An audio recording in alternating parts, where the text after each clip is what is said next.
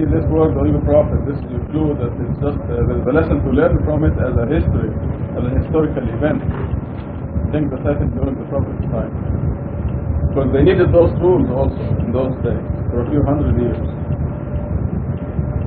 That these rules are applicable to war specifically.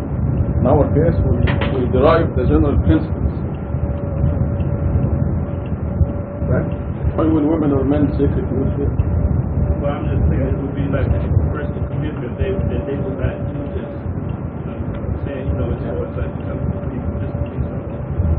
No, it's okay, I understand now what you're saying. See, verse 12 is the testing process. This is how you test them. This is the title of the surah, tested woman. So, if a woman comes and joins the believers in war, this is how you test them. You make them pledge that they will not idolize, never set up idols besides God, nor steal, nor commit adultery, nor kill their children, nor invent any falsehood, nor disobey the Prophet's righteous orders. So this was the testing process. Which criteria? How do you test it? This is how you test it. Do you pledge you never set up idols beside God? Yes. Do you pledge you worship God alone? Yes. You pledge. So this is how we decide not to send them back to the disbelievers in the case of war. Philip? I'm glad you brought that up. This is a very important statement because it says, "Oh, you prophet." And as you know, the Sunnis claim that you must obey the Prophet, whatever he says. This tells us that not all his orders should be obeyed, only his righteous orders, or the good things that he says. That he can say wrong things. And I have this in the book Quran Hadith in Islam. It is one of the strongest proofs against Hadith and Sunnah. Is that your question? Yes. Very good point. I wanted to test it, but unless it came out. It is Surah 61. Okay. The column. In the name of God, most gracious, most merciful. Glorifying God is everything in the heavens and the earth. He is the Almighty, most wise. O you who believe, why do you utter what you do not do yourselves? It's like the invention of Hadith and the list with prohibitions that lies about God.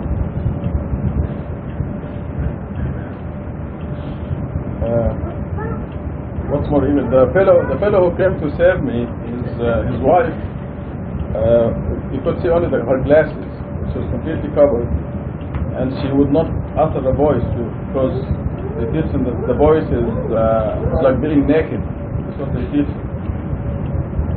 So she just couldn't talk. Yes, completely covered, was hot on that day. It was 95 or something outside. She was, this is really mistreatment. So this is inventing lies because her husband taught her that this is the way you're supposed to dress. Who is more evil than one who invents lies about God? And he's telling her, God tells you this is the way you're supposed to. So it's unfair. It's so unfair. Okay. Verse 8. Right.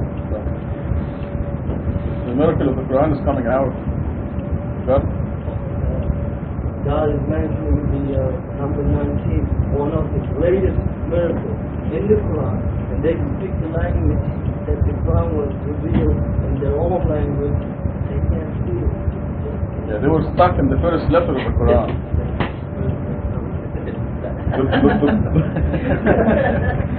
They go to the earth. And while stuck in the fifth, God put the Raksham under their feet and turned the miracle into numbers completely. So now they're stunned. They really are. They don't know what to do. They're completely silent. Not a sound. There's utter silence. After all these numbers came out, they just So this is a perfect example of God perfecting His life. Also, it has to do with verse 9. Because I assure you the whole world will be Muslim in about 50 years. Because of the mathematical facts that are coming out of the Quran. So as pioneers, you better familiarize yourself with these physical facts. You see these numbers on the verses on the, look at the page 396 for example, you see verses 1 to 14. In one of the mathematical miracles of the Quran, you put these numbers 1, 2, 3 next to each other. Somewhere in the line, these numbers put next to each other at the complete number is the math of 19. The number of digits themselves is the math of 19. So these are the factors that will make Islam prevail over all religions. Just give the miracle 50 years and the whole world will be Muslim. I'm talking about true Muslims. And this journalist keeps writing that these are the true or right Muslims. She repeated it so many times in the newspaper. We didn't tell her that. She just did it on her own. No. she invented the name on her own. That's what she can differentiate when it comes to that. And message. So there's a big difference there. Well, of course, Muhammad's the messenger too. Yeah, but The prophet and the messenger. Yeah. But more important is that God didn't say whose name is Muhammad. right. Why? And Muhammad's name is mentioned in there. This is referring to You have to look up the mathematical, the appendix. It will be coming in the new translation. Because there are many mathematical relations here, there's no time to mention all of them. And they will be detailed in appendix 2 of the new translation. Yeah, verse 13 is telling us that you don't have to wait for the day of judgment to enjoy the benefits. You grow the benefits now. You have a perfect life now.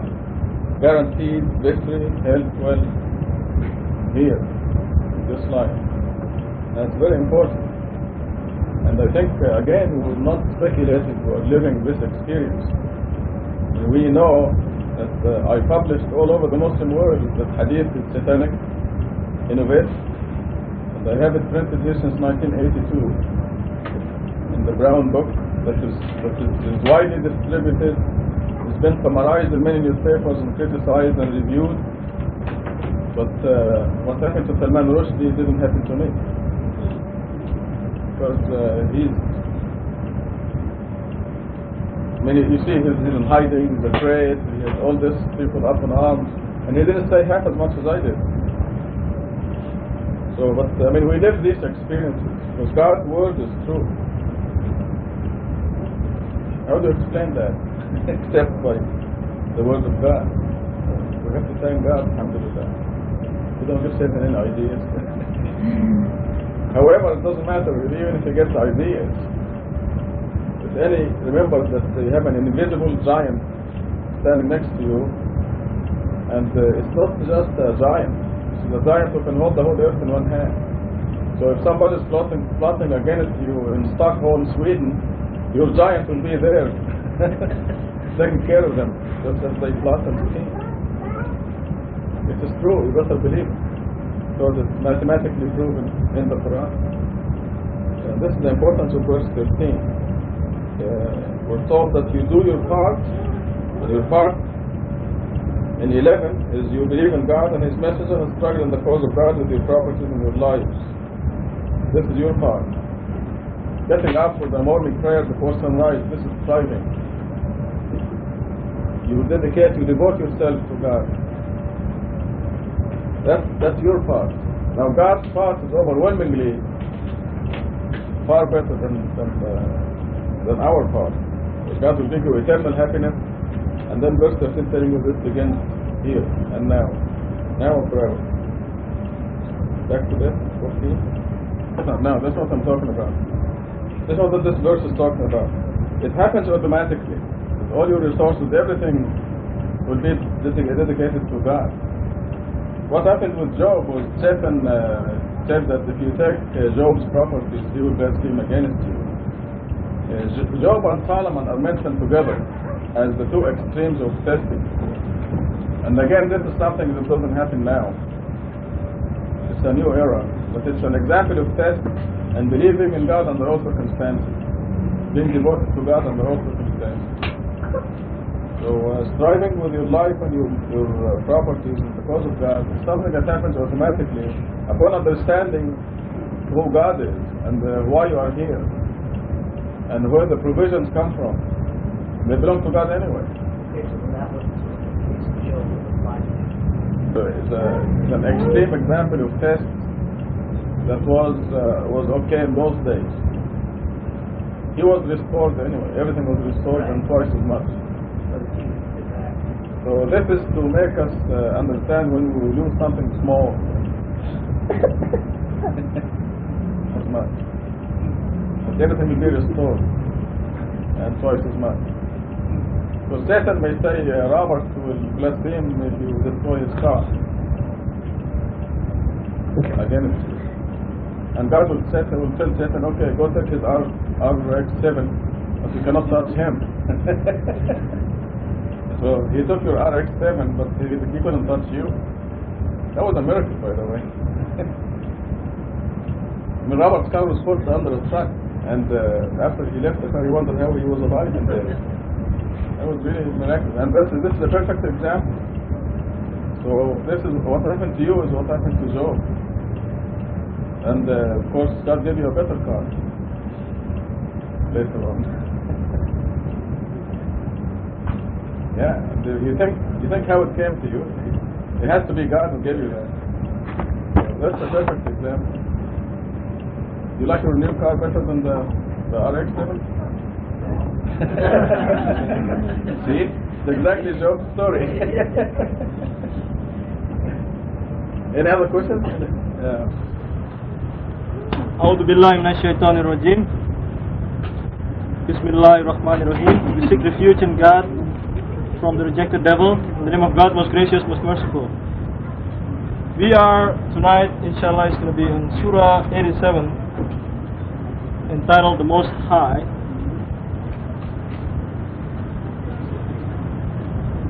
Glorify the name of your Lord, the Most High. He creates and shapes. He designs and guides. He produces the pasture, then turns it into light hay.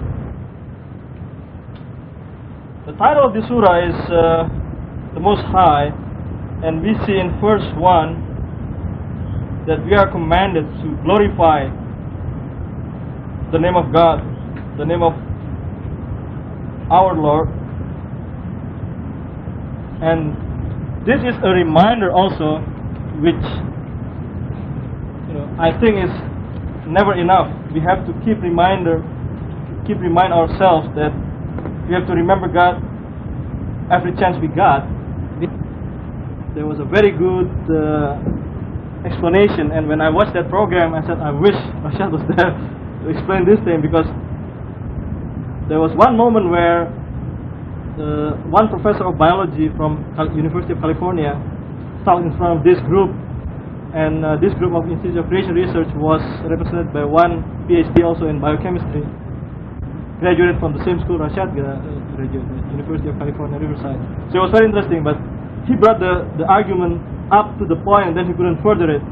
But if he had heard that, what Rashad gave in the khutbah, that would be very interesting. Because at one point that professor of biology from UC Berkeley said, we are 99% similar to the apes. That's what Rashad mentioned also. 99%, and that's very close, But we know that based on what we learn here, 99% similar means there's 1% difference. And 1% difference represents 1% of 300 billion nucleotides that forms the genes, which they say, the evolution says the same. And that is 3 billion.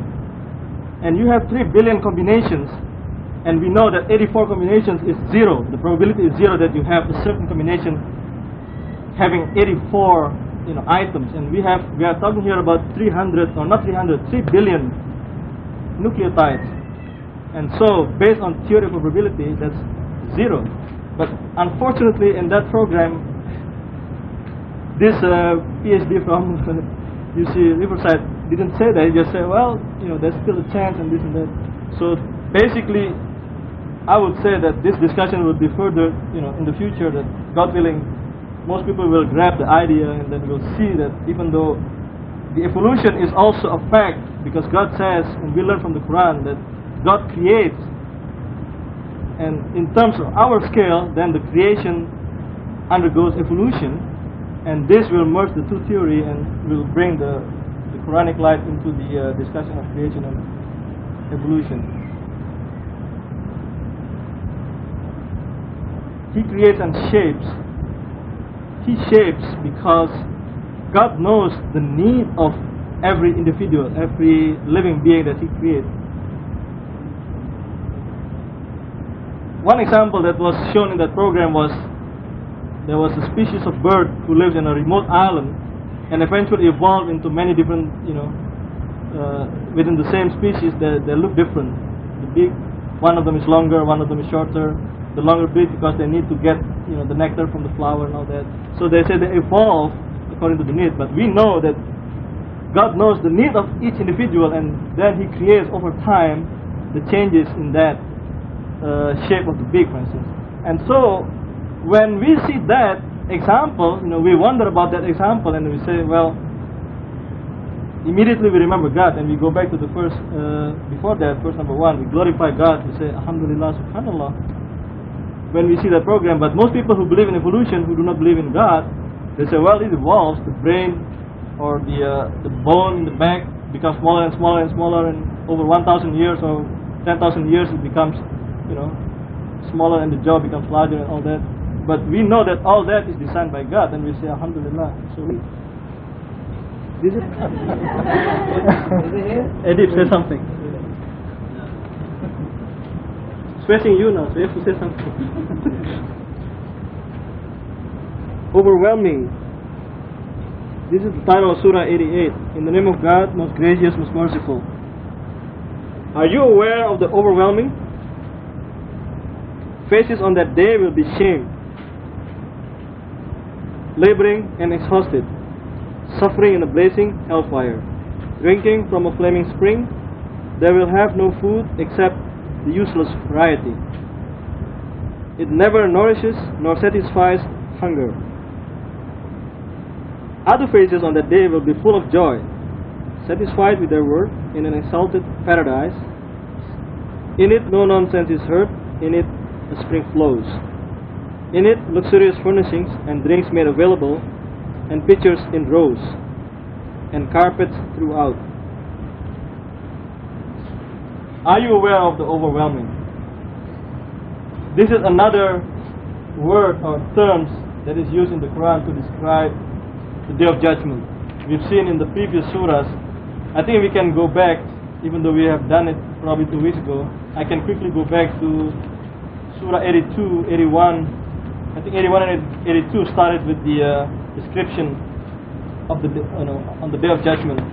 82 says, when the heavens is shattered, the planets are scattered, the oceans are exploded, the graves are opened. Every soul will find out what caused it to advance and what caused it to regress. Similar expression in Surah 81. When the sun is rolled, the stars are crashed into each other, the mountains are wiped out, the reproduction is halted, the beasts are summoned, the oceans are set aflame. These are all overwhelming. I mean, these are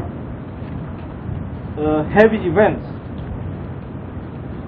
And this will happen in front of everybody. In other words, there will be a real terror on that day.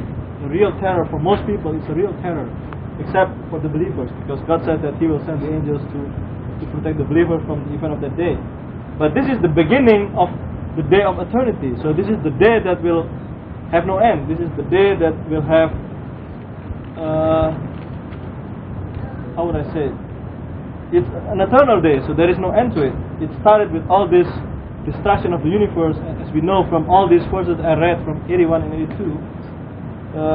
What happened will be the implosion of the universe. Now we know the universe started with a big bang, and we are now still quote unquote explode. We are moving away from each other. I mean, we are in the same solar system, and the solar system is part of the galaxy, but the galaxies are actually moving away from each other, because we are now still, if we think of a bubble of a balloon, we are riding in the skin of a balloon, and as the balloon is we blow into the balloon getting bigger and bigger, and every point in that surface is getting farther apart.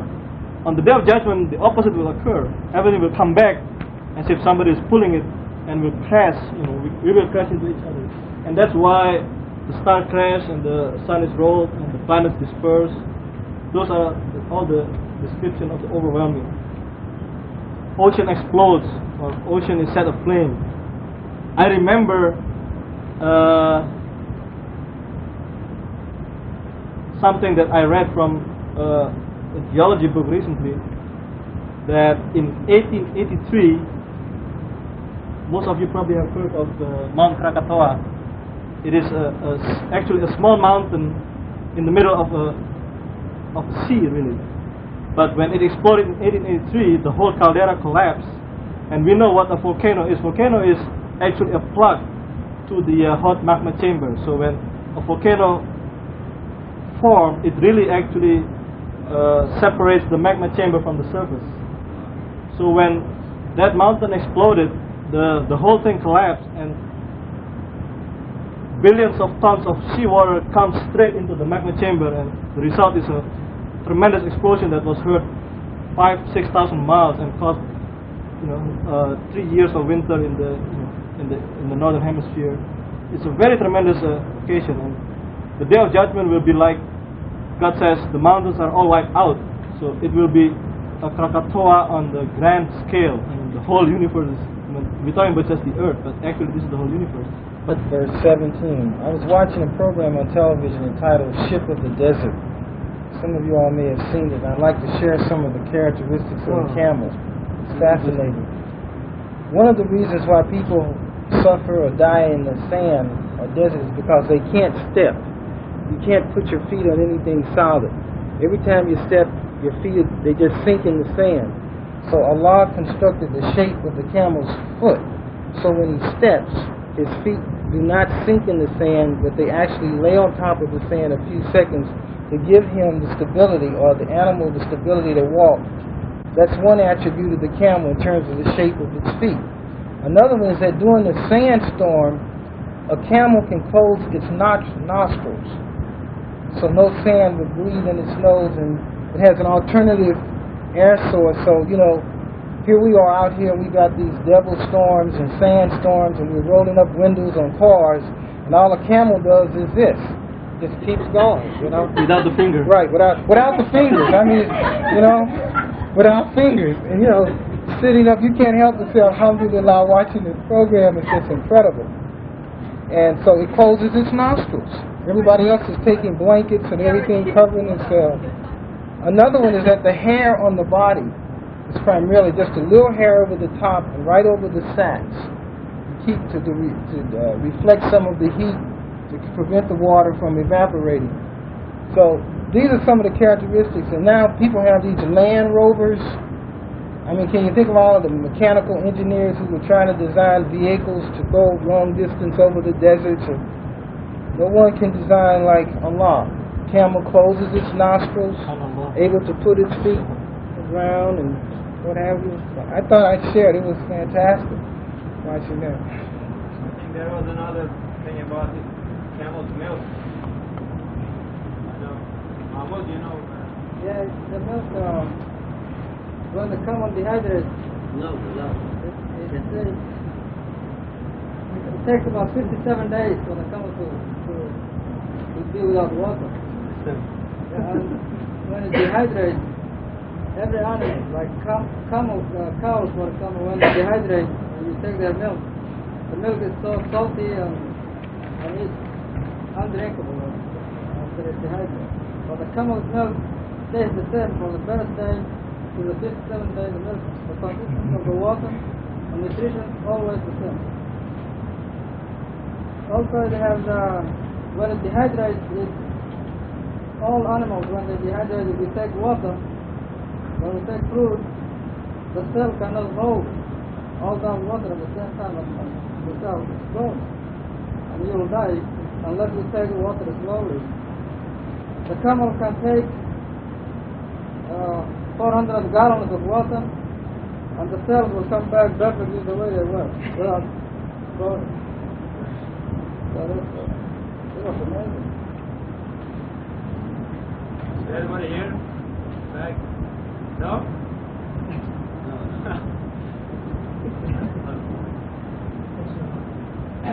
Okay, camel is the only animal whose milk, when the animal dehydrates, like the other cows or something, their milk becomes salty. So salty you cannot drink it. But the camel's milk, the contents, it stays the same for 57 days. I guess that's one of the miracles, that's 57 days. So, for a long period of time, still they can drink the milk. The other thing Mahmoud is saying, when we dehydrate, if we drink water real fast, then our cells will explode because they cannot take the water. But camel is not like that. God designed such a way, even when the animal dehydrates, can drink as much as 400 gallons of water, and these cells will be the same shape, will hold the water. So that's why God mentioned camel. That's also a scientific miracle, because they didn't know anything about the camel. They just ride it. The only thing you know that camel can go over the desert. But they didn't know so complex things about the camel at that time.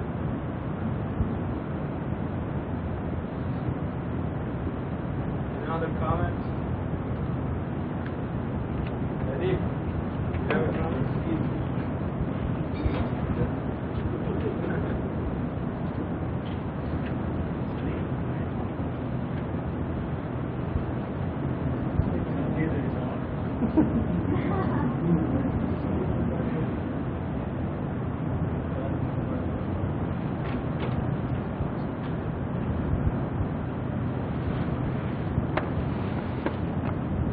89.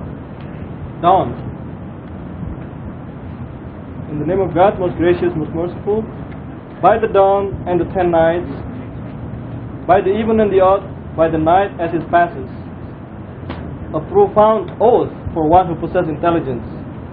Again, we see here that the dawn, the 10 nights, the even and the odd, by the night as it passes, these are all, this is a profound oath. God is making an oath by all these things that He created. But we know that the dawn is sure to come. I mean, every morning it will never fail. It will come, and the sun will rise, and then will set and come again. That's one thing that we can take for granted, that this is 5 o'clock tomorrow morning, the sun will rise. And during the winter months, it's probably 7 o'clock. People have means to calculate that by now. The 10 nights, these are the last 10 nights of Ramadan, as we see in the footnote, wherein many believers retreat to the mosque. Sura 2, verse 187.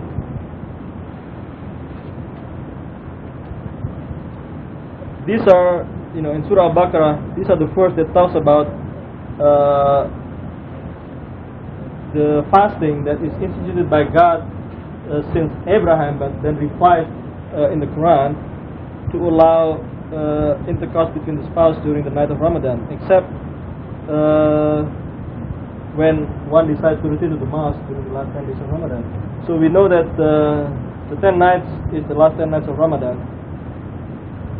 Even and the odd, we are talking here about mathematics. As we know, the proof that God has chosen to use to prove His word is through mathematics. Even and odd are numbers. We are talking about the numbers, and number 19 is the number that proves that the Quran is the word of God. And therefore, the oath by this even and the odd, these are all numbers that constitute mathematical structure and composition of the Quran, indeed this is an awesome oath. By the night as it passes, so we know why this is a profound oath. God says that for people who possess intelligence, people who dare to use their thinking to think about the Creator and find that there is a profound proof behind it, then these are people who possess intelligence. Have you noted that what your Lord did to Ad, Iram, the town with tall buildings? There was nothing like it anywhere. Number 9, also Thamud, who carved the rocks in their valley, and Pharaoh, who possessed might. They all transgressed in the land, they spread evil throughout. Consequently, your Lord poured upon them a whipping retribution. Your Lord is ever watchful. 15, when the human being is tested by his Lord through blessings and joy, he says, my Lord is generous towards me. But if he tests him through reduction in provisions, he says, my Lord is humiliating me. Wrong. It is you who brought it on yourself by not regarding the orphans and not advocating charity towards the poor.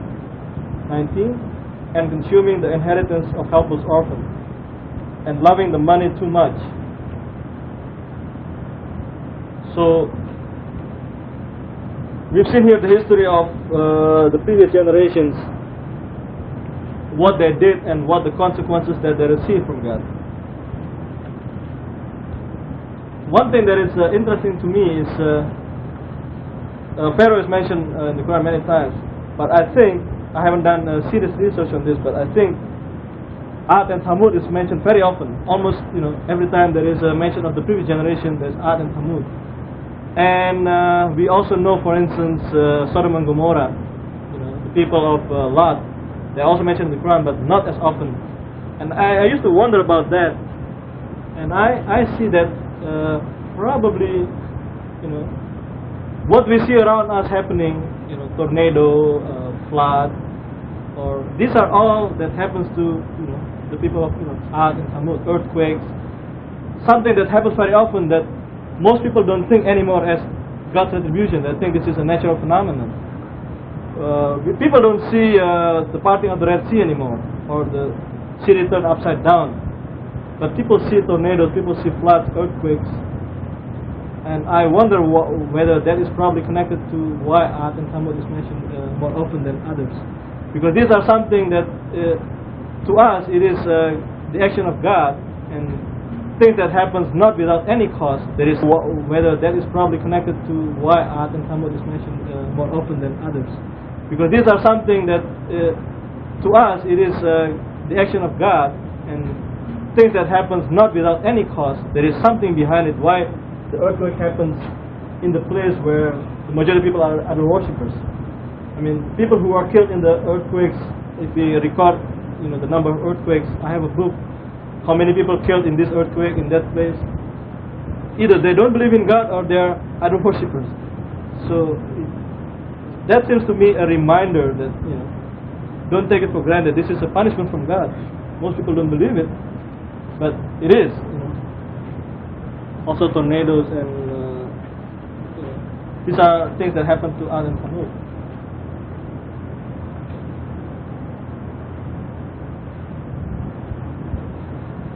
Number 15 and 16 and 17 and on up to number 20 is better when it said in every situation there is relief. It was a little softer than with pain there is gain.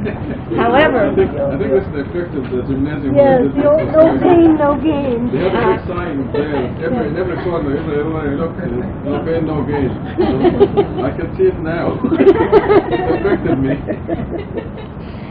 I'll always, I have to confess, think of it as with difficulty there is. Happens to be true though. For example, you mentioned the mosquitoes that attacked us. There in San Francisco.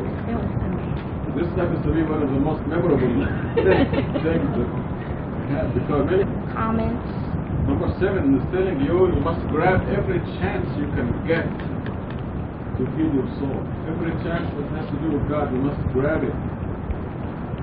You must remember that anything you do in this world that has nothing to do with God is a waste of life. It's a terrible waste of time. We do it only out of necessity. The reason we go to work is to make a living. But if there's anything that has to do, that does not have to do with God, it's a waste of time. So number 7 here, whenever possible, you shall strive. It means you must never pass up a chance that you strive in the cause of God. A Friday prayer, a lesson, a meeting, a Quranic study. This is God's advice to you and me. Whenever possible, we shall strive. You must give God's commandments priority over anything else. Then if you have time, you do the other things.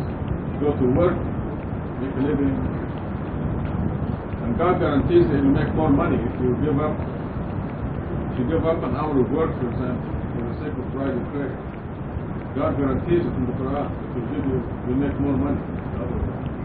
So it will be material gain as well as spiritual gain. God is the only one who dispenses provisions. Whenever possible, we shall strive, seeking only the Lord. Fortunately, we are the people who hear this advice. It's other people who need this advice, because we automatically do this, alhamdulillah. And we have 3 profound introductions.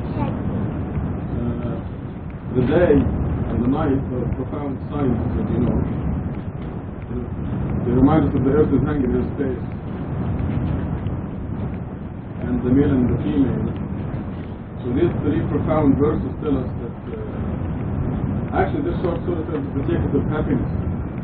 So it is very important to know which path will lead you to happiness in this world and forever, and which path will lead you to misery in this world and forever. So you see in verse 7, the path to happiness. Surah 54, if you remember, God says He directs you to happiness or misery. He controls that. And it is now established that material success does not bring happiness. So your works are of various kinds, and they will lead you to either path, happiness or misery. And what I wanted to emphasize is verses 5 and 18, both of them talk about charity. In this short surah, 2 verses talk about charity, because it's a continuous process. Just like we feed, God wants to remind us that just because we continuously feed our body, how many times did you drink today? You drank water or Coke or something today. You drank, you ate. You really take care of your body, your garment. So God is reminding us to take care of the real person, of you. To take care of you is a continuous process, just like the eating and the drinking and the sleeping and the showering, the things that you do for your body. It's a continuous process, and like the 5 contact prayers, continuous process. Charity also is a continuous process, because you continuously make money. And you have to set aside 2.5% for your relatives, your parents, and so on, just to run direct. The 3 verses, 3 profound signs. This is common in the short surahs. You're seeing something that's very important. And here, the important thing is the secret of happiness. If you do these continuous processes that develop your soul, God promises you happiness now and forever. So these 3 verses consistent with the text. God says in verse 4, your words are of various kinds. Yes, because if something from our life, this life, and then you are the hereafter, some other thing. Why God is speaking about these? I keep repeating so I remind myself. I need to remind myself not to be lax in doing it. So every time we receive money, we just have to cut out 200%. It's a very good investment. But the reason God repeats it is because God knows that we tend to forget or neglect to do it. We seem to do the the 5 daily prayers easily. Charity is something that you can forget because you get involved in spending before you know it, your money is gone. You didn't set aside the 2.5%.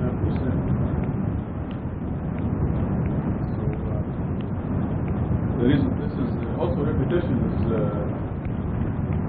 of psychological importance.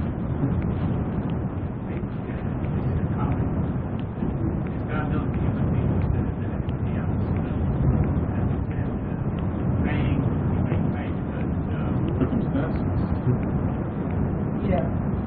There are times when able-bodied people with perfect qualifications somehow they just go weeks, maybe months without a job. They just don't seem to be able to.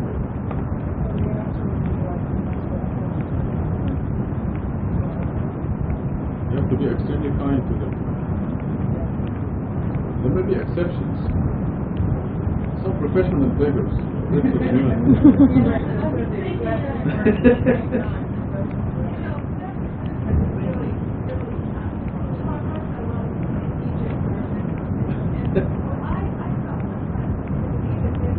Different issue. You have to use discretion, but remember you cannot be suspicious. You have to know.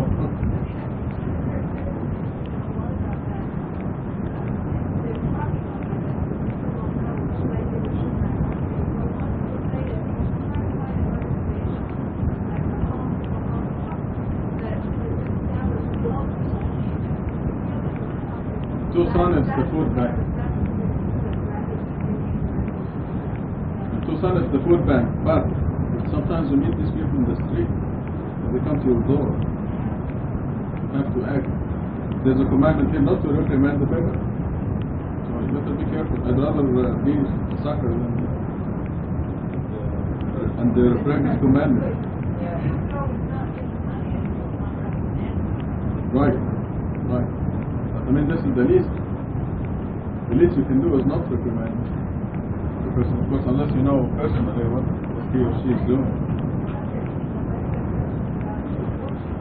You have to start with your surroundings. You have to start with your parents, your relatives, and if there's somebody here at the mosque that needs it, that will take priority over a children's organization. Probably takes a lot of money from United Way. And they have a lot of professionals living off of that too. I investigate. I find that the food bank is very clean. They don't have shysters, organizers, and they really do give food to the poor. So this is. There are some other organizations that take millions of dollars, homes for the children, abused, battered wives, abused this and that. United Way pays them millions of dollars, and there are organizers and administrators who take up to 90% of that money goes to the administrator. So you're paying salaries.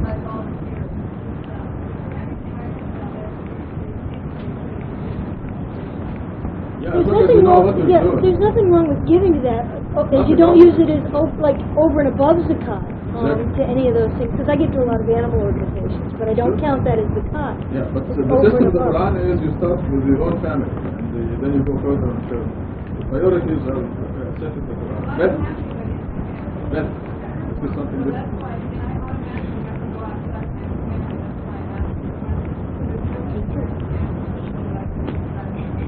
This is your family.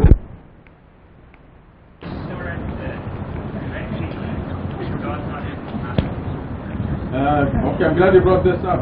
Some people think that this surah was directed to Muhammad personally because of your Lord will give you. He found you astray and he guided you. You will not. Muhammad has to confess that he ever was astray. Ahmed Rayyan is laughing because I had my father. He was for 4 months here, and I wanted him to say it. Muhammad was astray, and he wouldn't say it. And we had lots of funny encounters. Because when I show him all the other verses showing that Muhammad did make mistakes, he will say, okay, so he was astray. And then 5 minutes later he changed his mind. So the way he said, okay, he was astray, that became something that made us laugh every time I remember. But anyway, he found you, and they will not agree that he was a slave. So I chose to make the translation general. He found you poor and he made you rich. Because it's applicable to everybody. If they want to apply it, ironically most of them, almost all of them apply it to Muhammad, but they will not accept verse 7. In almost all the tafsirs and interpretations, they attribute this surah as if God is talking to Muhammad only. Verse 1. They misinterpret this verse 7, a problem, a very big problem for them, Yes. because their idol become before prophethood it was astray, and then they want to interpret. One of the most famous interpretation is when he was child, he lost his way. He can't show his way. What does it say here in Muslim? Well, that's exactly what you said. It says that he was poor and God made him rich. That's exactly what you say. ووجدك ضالا فهدى. They say God lost his way when he was a child. No, here. Basically, what's the English version? Must be a very short translation. This is the reason. No. Also, all of us will be orphans at one time or another, unless we die before our parents do. But God always provides the home.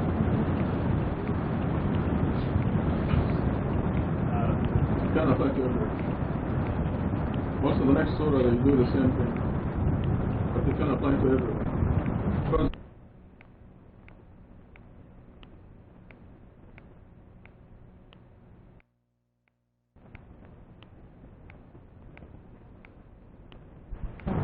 we were excitable and worried. We were worried, but when you believe, then you put your trust in God and you submit to God. As submitters, we realize that God knows what is best for us, and we put everything in God's hands. So you don't worry anymore, and you cool your temper. Just cool your temper. You find that it is not worth it to get angry. There's nothing in this world that is worth getting angry at.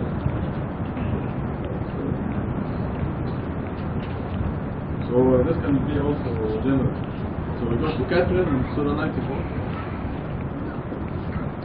In the name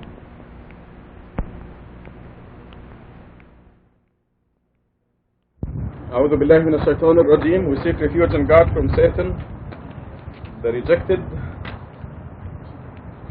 Bismillah ar-Rahman ar-Rahim. In the name of God, most gracious, most merciful. Tonight we start at Surah 81, and our teacher is Edip. He's going to start right away. Go ahead. Bismillah ar-Rahman ar-Rahim. When the sun is rolled, the stars are crashed into each other. The mountains are wiped out. The reproduction is halted. The beasts are summoned. The oceans are set aflame. The souls are restored to their bodies. The girl who was buried alive is asked, for what crime was she killed? The records are made known. The heaven is removed. Hell is ignited.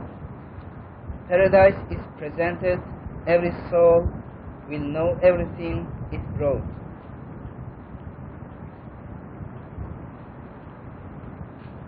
Here, there is a general description of end of the world and resurrection, but I think there is no a sequence between these events. Only description both two events.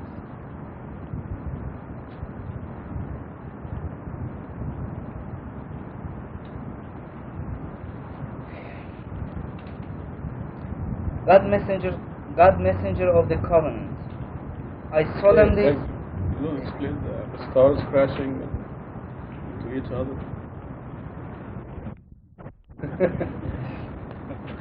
We can read it. Yes, I know, but it is so obvious. What can I say? The mountains are wiped out. Yes, because obvious. the harmony, Yes. the system will be collapsed, and there will be no gravitation, there will be no any system, and everything will collapse, will catch each other. And this is a description of end of the world. Very obvious. So there will be an implosion. What? There will be an implosion. That sounds like it. The stars will crash into each other. During I the don't want to give you, explosion I'm not giving you a also. rough time. No, I don't worry about it. Okay, in Surah 39 it says when I fold the Yes. heavens like folding of a book. Yes. Yes. This is it.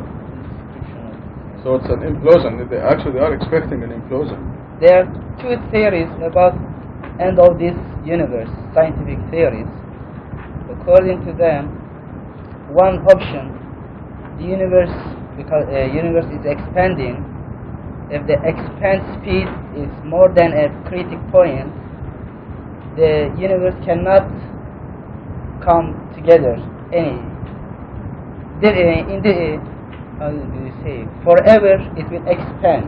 And but another theory is the maximum speed is below the critical point, and then after a while, many years later, they say thousands years or billions years later, they will come together. For example, if you threw a stone from the earth more than 11 kilometers per second, if its speed 11 kilometers, more than 11 kilometers per second, this stone will not come back to the earth. But if the speed of the stone less than 11 kilometers per second, it will come back many kilometers later. It will stop and then will fall on the earth. This is a gravity law. And now from Quran we understand, we know that the second theory will occur. This theory is called as what is the opposite of open? Implode. Yes, universe theory. But what is the Quran's theory? Quran theory is implosion. They will come together like the paper of the book. And yes, this is the description of implosion. Why will it happen? Creation where explosion. What? Why would the implosion happen? Because God will say be, and it will be. No. It's not just that. Anybody wants to kitchen? Yeah, Emily. God will come. Yes, there you go.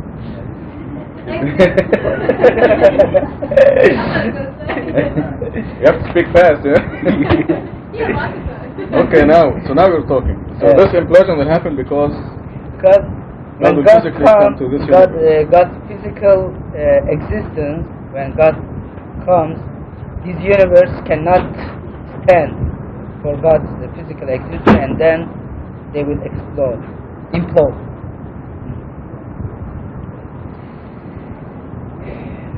Do you have any question about this part? If you ask, we can explain. But why? It's like pulling teeth, It's got the information there, but you have to pull it out. Yes. So do ask him questions. I have a question. What about verses 8 and 9? The girl who was buried alive is asked for what crime was she killed. From Quran we learn that Arabs, they were humiliating women, and they were not glad with the girls when they see girls as a baby. They didn't want girls, and they were killing them. And this was a very great crime, offense. And also now we can see the extension of this understanding in many places in the world. Girls are the second class of human beings. And I think killing of girls was because of economy. The boys, when they become adults, they could gain money, or they could work, but girls that time they couldn't do, and this was one of the reasons.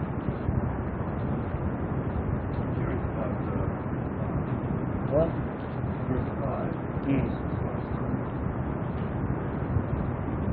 Some. The beasts are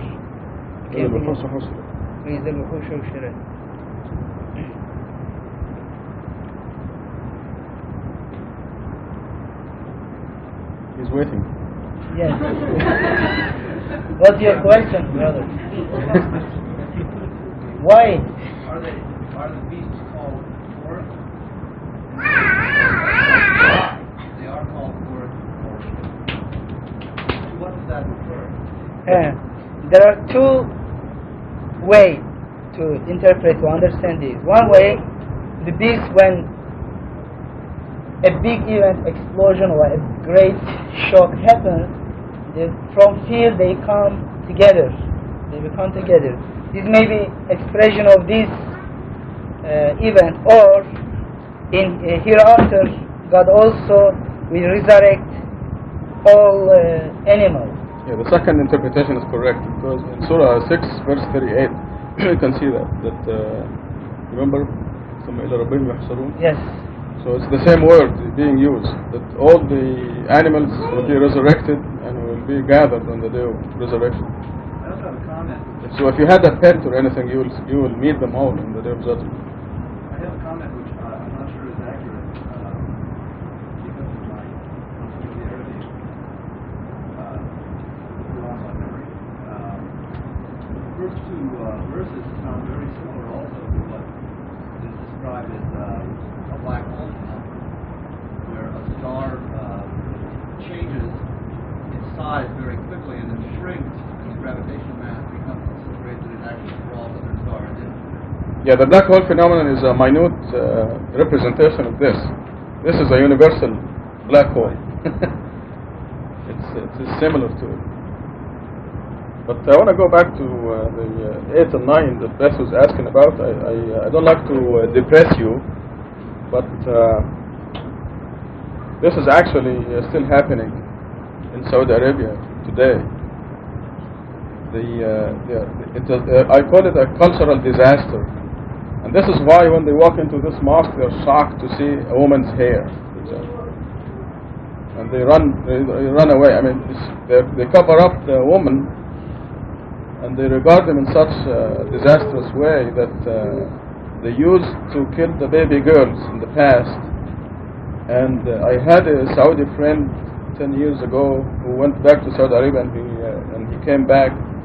He was almost crying. He said, "You can find baby girls in garbage bins now." He was from Medina. So this is in the Prophet's city. It's very depressing. But this is what I mean. How will you change a cultural behavior like that if the Quran didn't do it? I mean, what is going to do it?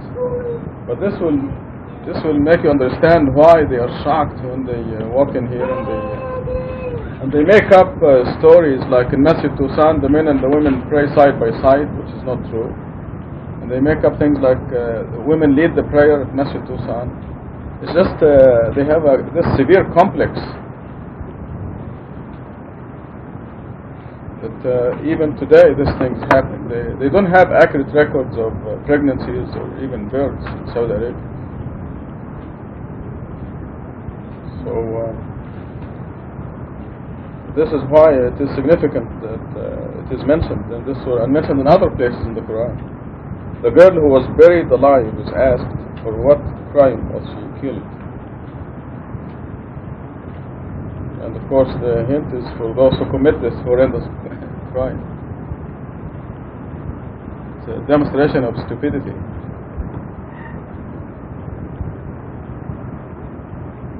So believers don't have that. I come across believers once in a while who prefer to have a son over a daughter or something, and I really suck it to them when they come up with that, because there's no preference whatsoever. As far as God is concerned, it may even be the other way around. In fact, there are sayings, I think here in the States, maybe in other countries also, that say what the girl brings a son, but the son is taken away by his wife, some to that effect. Your son marries, you lose your son. Your daughter marries, you gain a son. Right, something like that. I've heard it in different ways, said in different ways. So,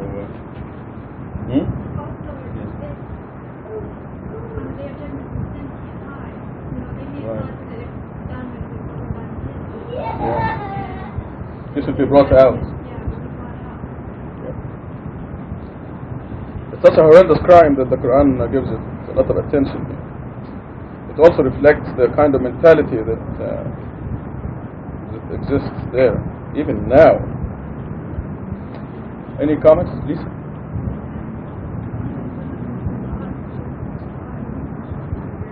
Exactly, yes, exactly. I'm glad you mentioned that. Yeah, even the women who survived are actually buried alive. The way they demand that they're covered up this way.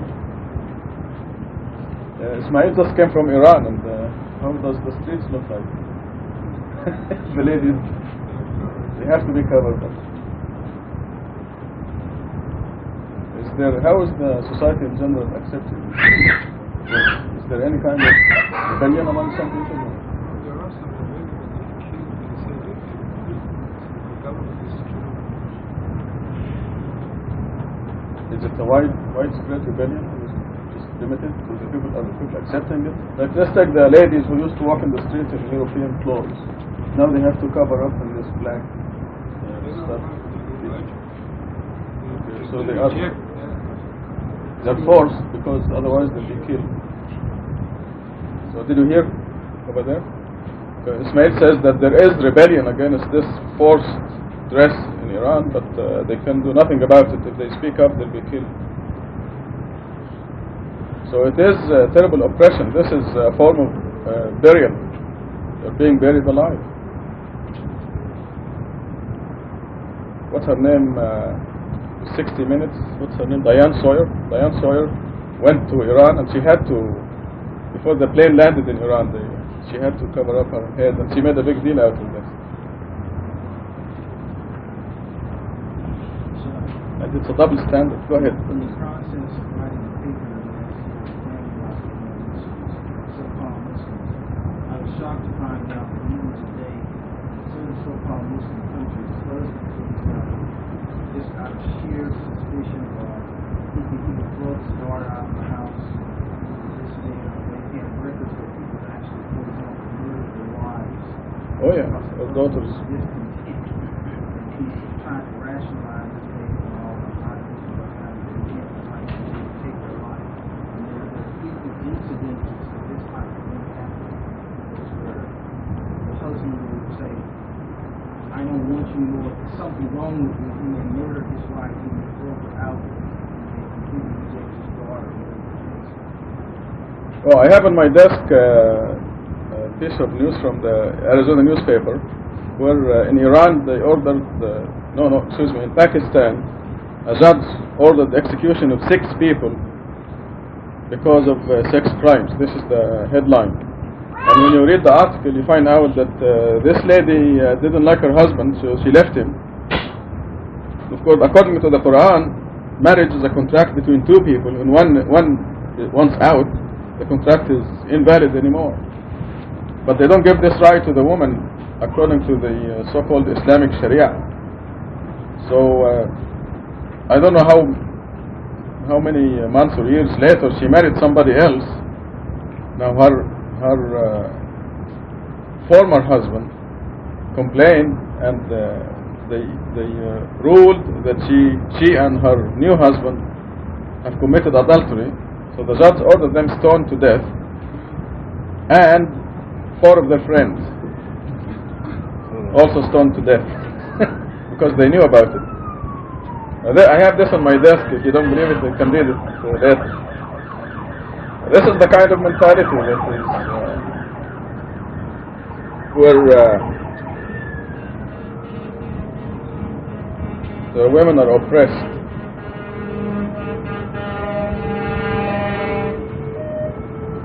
And we read in Surah 28 that God feels for the oppressed, and He makes it up to them. According to Hadith and Sunnah, the majority of inhabitants of hell are women. But I'm convinced that the opposite is true, because of the oppression that they undergo. When I served in Saudi Arabia for the United Nations, I came across a daily program where people send messages, and most of these messages were from women. I'm telling you, I cried. I actually cried listening to that program. Because a typical story will be a woman whose husband disappeared for 6 months or a year. She doesn't know where he is. She's grounded in the apartment or the house or the place that's assigned for her. And her in-laws bring whatever food or whatever that keeps her alive. She never leaves the place. It's just like a prison. And this is a typical story. And she's asking for help. Obviously she snuck out a letter to that radio program. So it is a tragic situation, and I guess abandoning the Quran is one of the reasons for this happening. Any other comments or questions? I just want you to know what is happening over there, so we can thank God for the freedom we have here and the ability to practice the Quran. Edip, back to Edip. Verse 15. Yes, verse 15. God's messenger of the covenant. I solemnly swear by the galaxies, precisely running in their orbits, by the night as it falls, and the morning as it breathes. This is the utterance of an honorable messenger, authorized by the possessor of the throne, fully supported. He shall be obeyed and trusted. Your friend Rashad is not crazy. He saw him at the high horizon. He is not holding back any news. It is not the talk of a rejected devil. Now then, where will you go? This is a message to all the people, for those who wish to go straight. Whatever you will is in accordance with the will of God, Lord of the universe.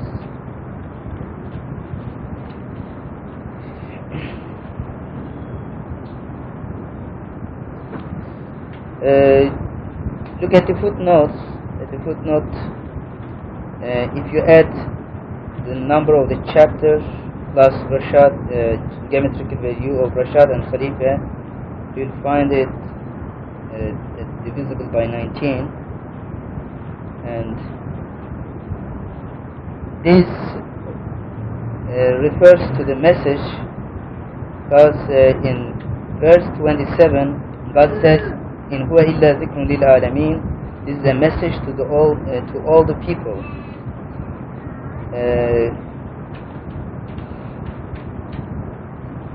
And it describes Rashad's experience how many years ago? It was 20 years ago, in 1971, when he was in Medina, in Mecca. He had an experience, a visual experience, and this is a description of this event. I think if you refer to this Appendix 2, page 643. In Appendix 2, there is a reference you have now.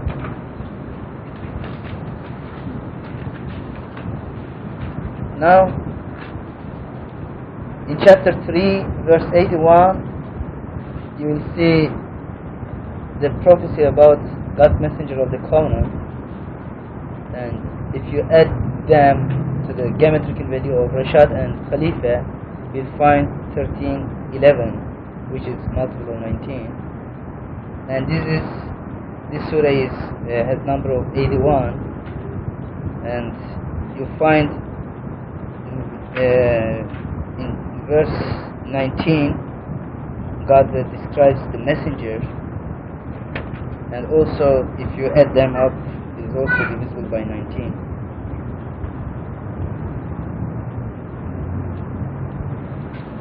This is, of course, very embarrassing to me, but I can't afford to hold back any of this. It's mainly for the future generation. Our generation may not be able to stand this kind of news. As for our people, God snuck it on us gradually, very slowly, so we were able to stand it.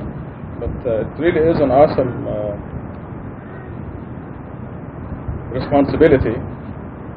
I want to read with you page 643, Y81. I want to spare Edip the shyness. Verse 81 and Surah 81. Number 16 here says, God's message of the covenant is prophesied in verse 81 of Surah 3. The addition of the grammatical value of Rashad, which is 505, plus the grammatical value of Khalifa, which is 725, plus the verse number 81, produces a total of 1311, 19 times 69. Number 17, if we look at Surah 81, which is what we're studying tonight, we read about a messenger of God who is powerfully supported and authorized by the Almighty, as we see in verse 19. Thus, verse 81 of Surah 3 and Surah 81, verse 19, are strongly connected with the name Rashad Khalifa. As you know, when the first hint came out in the first translation, authorized English version, a lot of people were up in arms, why authorized? Who authorized this? But the verse in Arabic here, verse 20, is very clear, authorized by the possessor of the throne, fully supported. And now we have these mathematical proofs, Quranic and mathematical.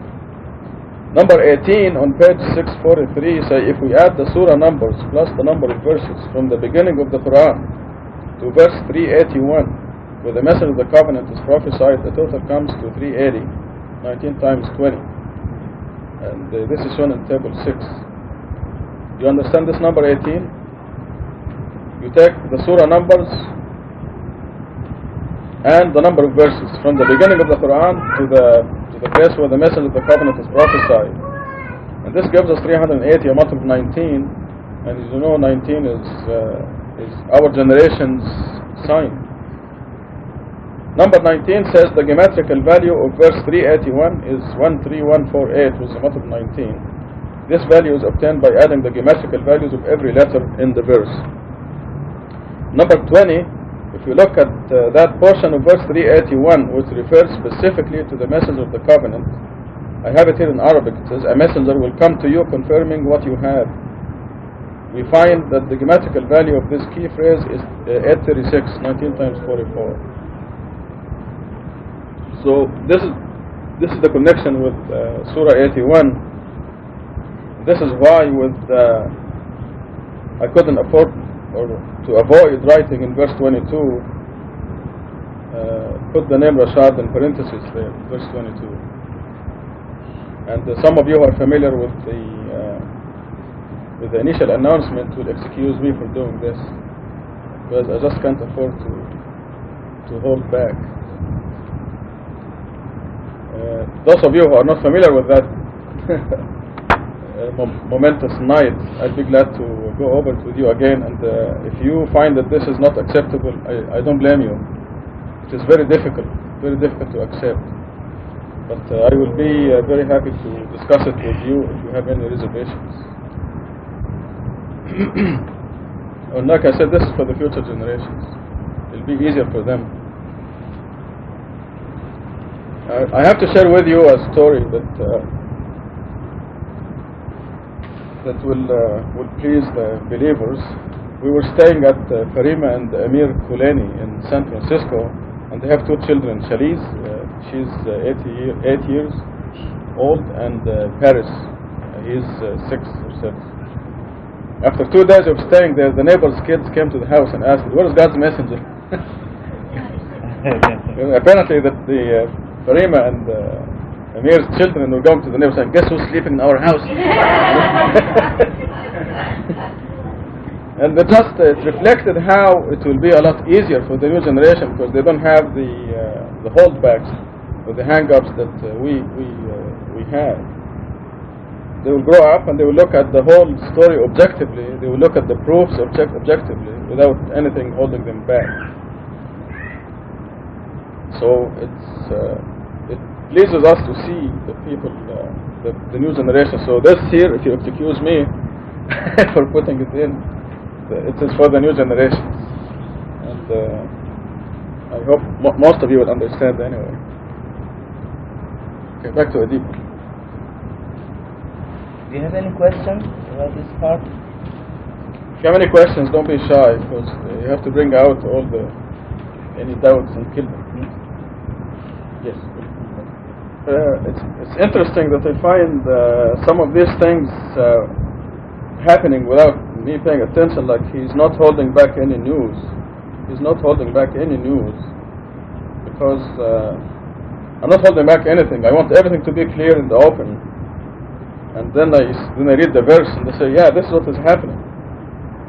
And the point that Lisa raised of obey and trust, he shall be obeyed and trust, it is not the person.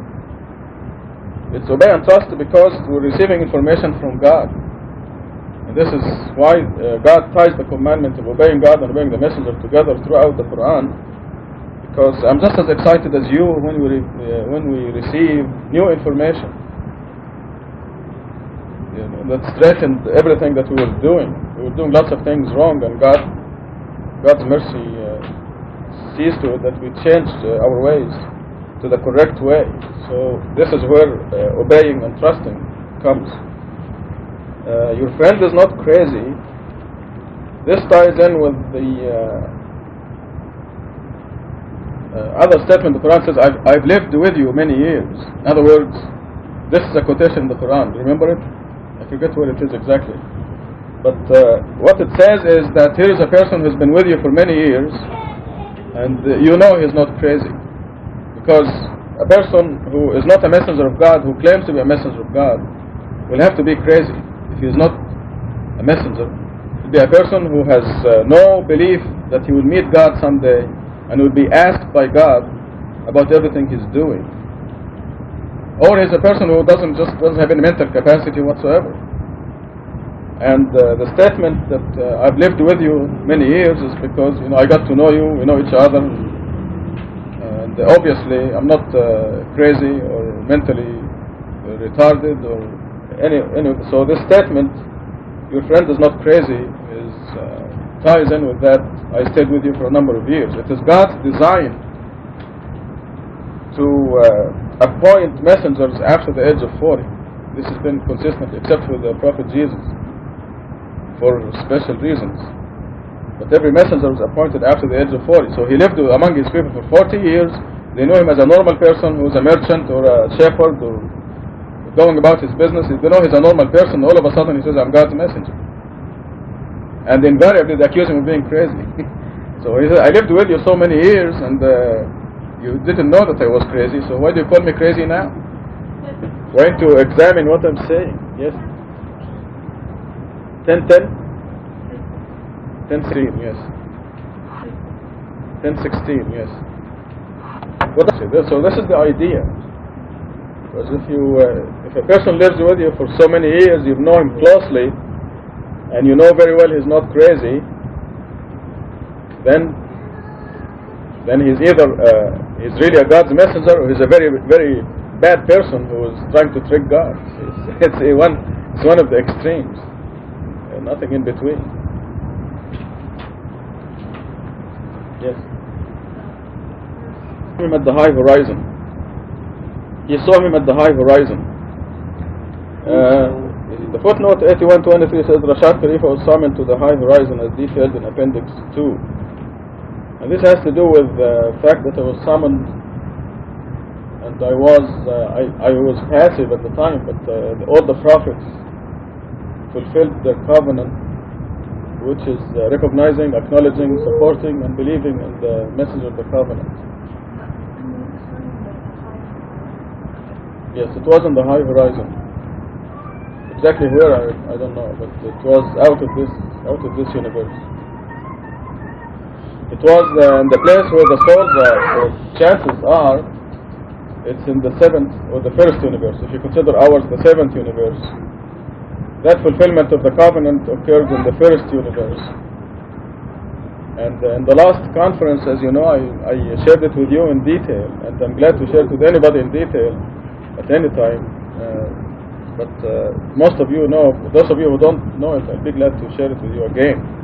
But briefly, I was summoned to the first universe. I sat in a place, and all the prophets, one by one,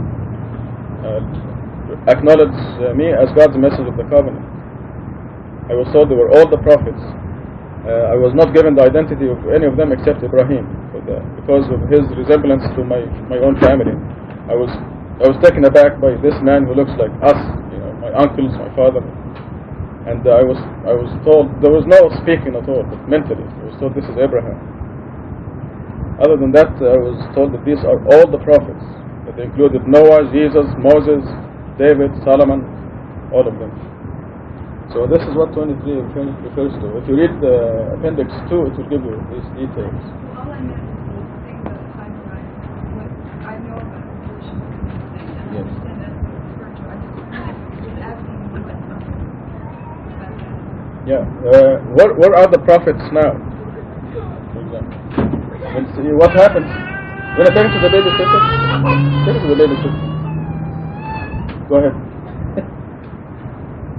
Be all right then.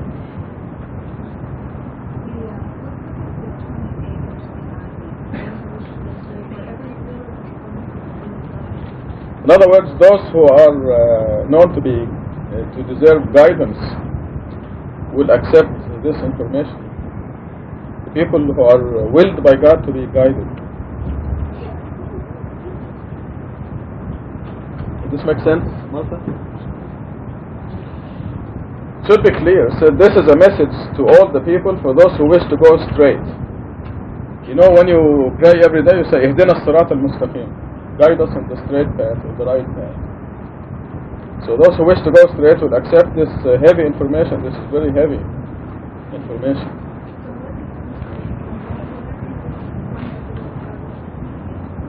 Okay, when you look at any person, there's an invisible stamp on their forehead that says heaven or hell. Okay, the person who stamped hell on the forehead, there is nothing can do to guide them.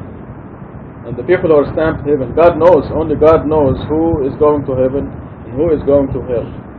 So, for the person who is stamped hell or misguided, there is no way you can make them understand. The person who is stamped in heaven would see this and would accept it right away. They will see that there is nothing wrong with it. It is in accordance with the Quran.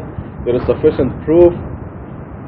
They may hold their judgment for a while until they examine the evidence and so on. The you here is referring to those who wish to go straight? No, it refers to you and me and anybody. Whatever you people will is in accordance with the will of God, Lord of the universe.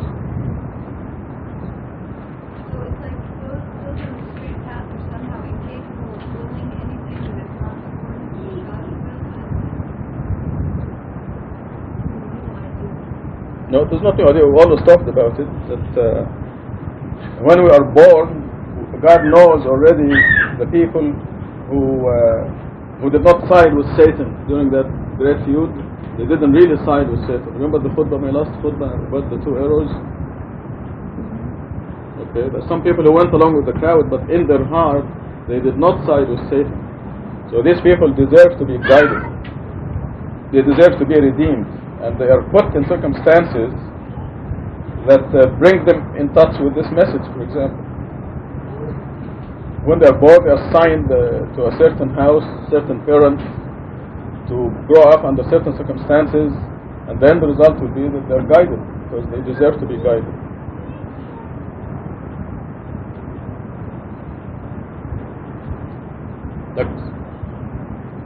This is a lesson also to us and our believers, because the moment, not even speaking, but when we talk about miracles to a lot of people, they say, well, it's powerful, they say, when we mention, I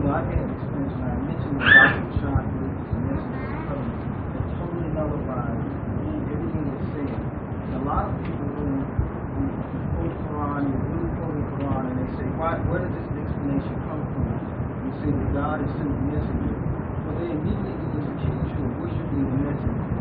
All of a sudden, you need to hang on someone you can't think on your own. So this is both a protection and a mercy for the people who are also guided.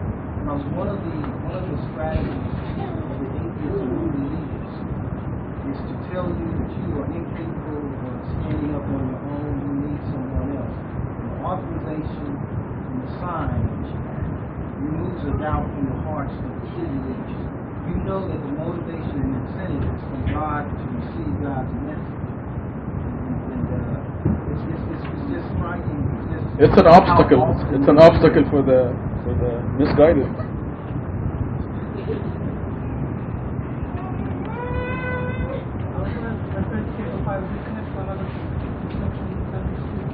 Say it again. Yeah, table 5 must be. No, before it. Yeah, it's from the previous page. Must be 15. This copy is just dealing with the number 81 because this is Surah 81.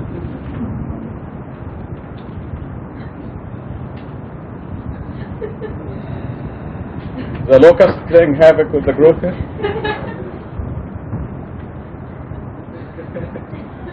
Who will be the lucky person?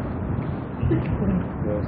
Now Douglas said that this is lucky for us because actually we have no idea how lucky our generation is.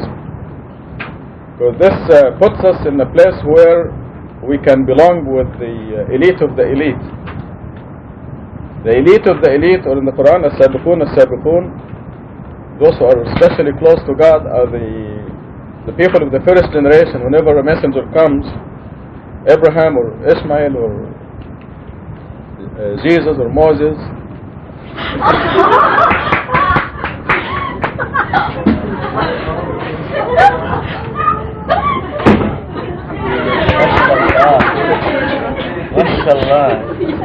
it's gonna fly around and hit everybody.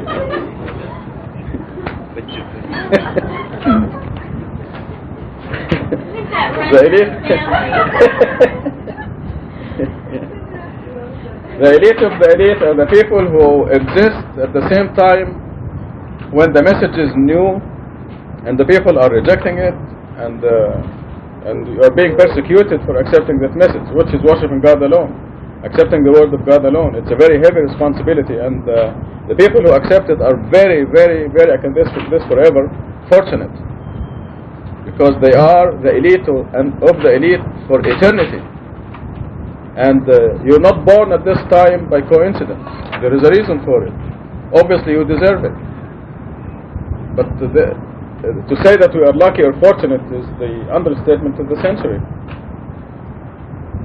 It is really a very, very exciting part of history, and I'm just talking as a person. Since God happens to want us to know certain information to correct our path, and God's system, as we learn from the Quran, is that He selects one of us to distribute the information through one of us, and doesn't make this one of us any better or worse or special. There is no, and we have many lessons in the Quran indicating this. Moses, one of the great messengers, God sent a teacher in human form. He could have been a human. Probably he was an angel. But God didn't tell us if he was a human or an angel. The fact is that Moses existed, and there was another servant of God who taught him a few things. So it's just a system whereby God disseminates information to all of us. We are a very fortunate generation indeed. Alhamdulillah. Abdullah.